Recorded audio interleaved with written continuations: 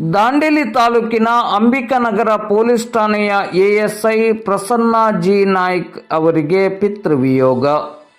ದಾಂಡೇಲಿ ತಾಲೂಕಿನ ಅಂಬಿಕಾನಗರ ಪೊಲೀಸ್ ಠಾಣೆಯ ASI Prasanna R Naik ಅವರ ತಂದೆಯವರಾದ ಅಂಕೋಲಾ ತಾಲೂಕಿನ ನಿವಾಸಿ ಹಾಗೂ ಕೃಷಿ ಇಲಾಖೆಯ ನಿವೃತ್ತ ಅಧೀಕ್ಷಕರಾದ ಗುರುನಾಥ್ ಕೇಶವ್ ನಾಯ್ಕ್ ಅವರು ಸೋಮವಾರ ರಾತ್ರಿ ವಿಧಿವಶರಾದರು. ಮೃತರಿಗೆ 76 ವರ್ಷ ವಯಸ್ಸಾಗಿತ್ತು.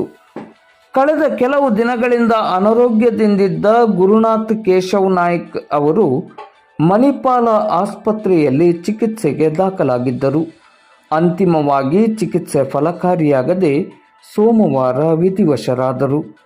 ಸರಳ ಸಜ್ಜನಿಕೆಯ ವ್ಯಕ್ತಿತ್ವದವರಾಗಿದ್ದ ಗುರುನಾಥ್ ಕೇಶವ್ ನಾಯ್ಕ್ ಅವರು ಪತ್ನಿ, ಓರ್ವ ಪುತ್ರ ಹಾಗೂ 5 ಹೆಣ್ಣು ಮಕ್ಕಳು ಮತ್ತು ಅಪಾರ ಸಂಖ್ಯೆಯಲ್ಲಿ ಬಂಧು ಬಳಗವನ್ನು ಅಗಲಿದ್ದಾರೆ.